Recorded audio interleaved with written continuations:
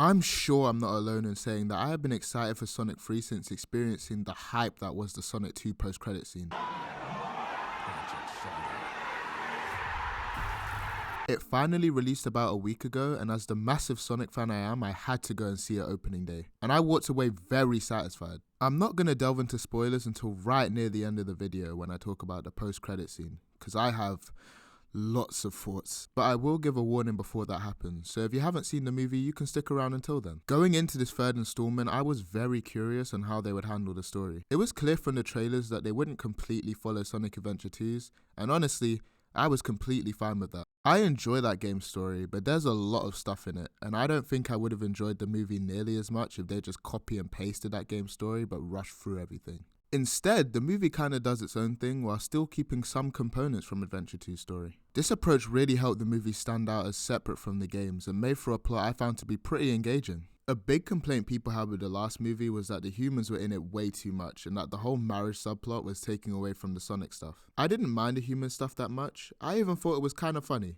But looking back, they were definitely in the movie a bit too much. The humans aren't gone in this one, but they are much more involved with the main plot and are at their most likable in this movie. But for me, and I'm sure a lot of you, the make or break for this movie was always going to be how Shadow was handled. It would have been so easy to misrepresent Shadow and his relationship to humanity in this movie. But I'm happy to report that he's great in this and one of my favourite parts of the entire film. It's really hard to say what I like about this version of him without spoiling anything, but for now I'll just say that his motivations and lines are just excellent. I think they did a very good job at giving Shadow the representation he deserves. But the other characters are no slouches either. I think Eggman and Gerald are absolutely fantastic here. Jim Carrey was a very entertaining part of the last two films, and when he announced that he was fairly serious about retirement after the second one, I was a little upset that he wouldn't be back for this one. But then the trailer dropped and it was revealed that he would not only be back, but would be playing both Eggman and Gerald. He gets more and more comfortable with every appearance, and this one was definitely my favourite. We get plenty of scenes with Eggman and Gerald interacting, and every single one was a delight to watch. I just realised I've gotten most of the way through the Sonic review without talking about the Blue Rat himself.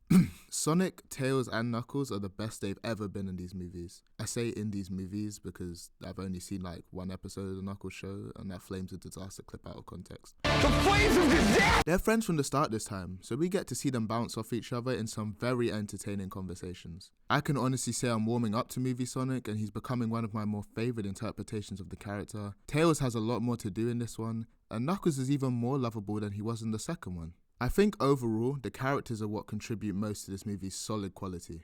While I have been glazing this movie quite a bit, I will say it's not perfect by any stretch. I will say that while I do think the movie is funnier overall, there were a good few jokes that didn't land. And I do feel like the movie moves a bit fast at some points. But I can't say these issues affected my overall thoughts much at all. Honestly, the Sonic movies just keep improving in pretty much every single aspect, and I love that.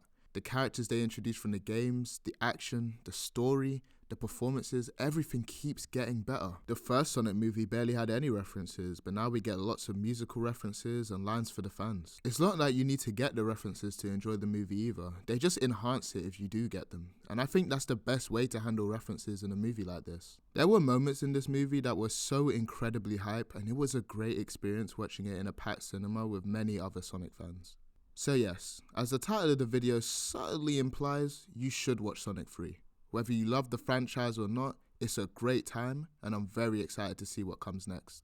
Right, this is the part where I talk about the post-credit scene, so if you haven't seen the movie and care about spoilers, it's time to go. I mean, just go see it quickly, it's fun. You come back later, trust me. Right, now it's time to talk about that post-credit scene. It was so hype, and I'm happy to see Amy and Metal Sonic making their way into the movies, but I am curious how they're going to handle it. What's Metal Sonic going to be like? Is he going to behave like he does in the OVA and Heroes, having motivations, or is he not going to talk at all? What about Amy? In recent games, her crush on Sonic has been severely toned down, to the point where scenes in past games are getting changed to remove that part of her character. Will the movies even add her crush on Sonic? What will her backstory be? I was so hyped seeing these two, but I can't help but wonder what direction the fourth film will take. Well, regardless, I intend to go into it with an open mind, and I am thrilled to see what they do with it. But that's about all I got to say for right now. Thanks for watching my review of this amazing movie.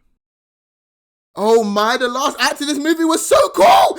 The Shadow and Sonic fight scene, when they talked about Maria and how stars shine even after they're gone, that was such a good callback! And when they teamed up and Live and Learn started playing and they did the move.